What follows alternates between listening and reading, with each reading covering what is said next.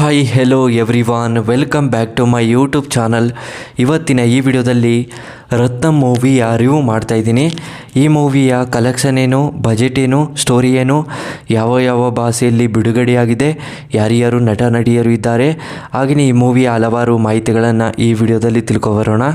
ಅದಕ್ಕೂ ಮುಂಚೆ ನಮ್ಮ ಚಾನಲ್ಗೆ ಸಬ್ಸ್ಕ್ರೈಬ್ ಆಗಿಲ್ಲ ಅಂದರೆ ಸಬ್ಸ್ಕ್ರೈಬ್ ಮಾಡಿಕೊಂಡು ಕೆಳಗಡೆ ಕಾಣ್ತಿರೋ ಬೆಲ್ಲೈಕನ್ನು ಕ್ಲಿಕ್ ಮಾಡಿಕೊಳ್ಳಿ.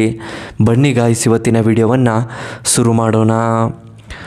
ಮೊದಲು ಈ ಮೂವಿಯ ಮೇನ್ ಲ್ಯಾಂಗ್ವೇಜ್ ಬಂದು ತಮಿಳ್ ಆಗಿದೆ, ಹಿಂದಿಯಲ್ಲಿ ಡಬ್ ಆಗಿದೆ, ತೆಲುಗಿನಲ್ಲಿ ಡಬ್ ಆಗಿದೆ, ಕನ್ನಡದಲ್ಲಿ ಡಬ್ ಆಗಿದೆ ಅಂತ ಹೇಳಬಹುದು. ಹಾಗೆಯೇ ಈ ಮೂವಿಯ ಬಜೆಟ್ ನೋಡಿದ್ರೆ 40 ಕೋಟಿ ಬಜೆಟನ್ನು ಹಾಕಿದ್ದಾರೆ. ಕಲೆಕ್ಷನ್ ನೋಡಿದರೆ 74 ಕೋಟಿ ಕಲೆಕ್ಷನನ್ನು ಮಾಡಿದೆ ಅಂತ ಹೇಳಬಹುದು. ರನ್ನಿಂಗ್ ಟೈಮ್ ಬಂದು 156 ನಿಮಿಷಗಳ ಕಾಲ ಈ ಮೂವಿಯನ್ನು ತುಂಬ ಅದ್ಭುತವಾಗಿ ಕೊಟ್ಟಿದ್ದಾರೆ ಅಂತ ಹೇಳಬಹುದು.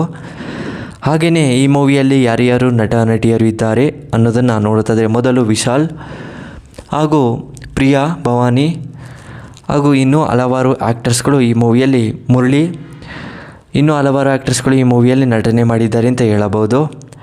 ಹಾಗೆಯೇ ಇದೊಂದು ಎಂಟರ್ಟೈನ್ಮೆಂಟ್ ಸಿನಿಮಾ ಅಂತಲೂ ಕೂಡ ಹೇಳಬಹುದು. ಲವ್ ಸ್ಟೋರಿ ಕೂಡ ಇದೆ ಈ ಮೂವಿಯಲ್ಲಿ. ಹಾಗೆಯೇ ಈ ಮೂವಿಗೆ ಹಲವಾರು ಕಡೆಯಿಂದ ರೆಸ್ಪಾನ್ಸ್ ಸಿಕ್ಕಿರುವಂಥ ಸಿನಿಮಾವಾಗಿದೆ ಅಂತ ಹೇಳಬಹುದು. ಹಾಗೆಯೇ ಈ ಮೂವಿಯ ಬಿಡುಗಡೆಯಾಗಿದ್ದ ದಿನಾಂಕ ಏಪ್ರಿಲ್ 26, 2024ರಲ್ಲಿ ಬಿಡುಗಡೆಯಾಗಿರುವಂಥ ಸಿನಿಮಾವಾಗಿದೆ ಅಂತ ಹೇಳಬಹುದು. ಪ್ರೊಡಕ್ಷನ್ ಕಂಪನಿ ಸಿನಿ ಬೀತಿ ಫಿಲಮ್ಸ್, ಜಿ ಸ್ಟುಡಿಯೋಸ್. ಹಾಗೆಯೇ ಈ ಮೂವಿಯ ಡೈರೆಕ್ಟರ್ ಬೈ ಹರಿ. ಹಾಗೆಯೇ ಈ ಮೂವಿಗೆ ಹಲವಾರು ಕಡೆಯಿಂದ ರೆಸ್ಪಾನ್ಸ್ ಸಿಕ್ಕಿರುವಂಥ ಸಿನಿಮಾವಾಗಿದೆ. ತಮಿಳಲ್ಲಿ ಆಡಿಯನ್ಸ್ಗಳು ಕೂಡ ಸಿಕ್ಕಾಪಟ್ಟೆ ಇಷ್ಟಪಡುವಂಥ ಸಿನಿಮಾವಾಗಿದೆ ಅಂತ ಹೇಳಬಹುದು. ಆಲ್ ಟೈಮ್ ಸರ್ಚಿಂಗ್ ಇರುತ್ತೆ ಯೂಟ್ಯೂಬಲ್ಲಿ. ಹಾಗೆಯೇ ಈ ಮೂವಿಗೆ ಹಲವಾರು ಕಡೆಯಿಂದ ಅವಾರ್ಡ್ ಕೂಡ ಸಿಗುತ್ತೆ ಅಂತಲೇ ಹೇಳಬಹುದು. ವಿಶಾಲ್ ಅವರು ತುಂಬ ಅದ್ಭುತವಾಗಿ ನಟನೆ ಮಾಡಿದ್ದಾರೆ. ಹಾಗೆಯೇ ಈ ಮೂವಿಯ ಒಂದೇ ಸ್ಟೋರಿ ಹೇಳೋದಾದರೆ, ರತ್ನ ಅನ್ನೋ ವ್ಯಕ್ತಿ ಇರ್ತಾರೆ. ರತ್ನಾಗೆ ಅವರಿಗೆ ತಂದೆ ತಾಯಿ ಇರ್ತಾರೆ. ರತ್ನ ಏನು ಮಾಡ್ತಾರೆ ಅಂದರೆ, ಅವರ ತಂದೆ ತಾಯಿನ ಯಾರೋ ಒಬ್ಬರು ಜಮೀನು ವಿಚಾರಕ್ಕೆ ಸಾಯಿಸ್ಬಿಟ್ಟಿರ್ತಾರೆ.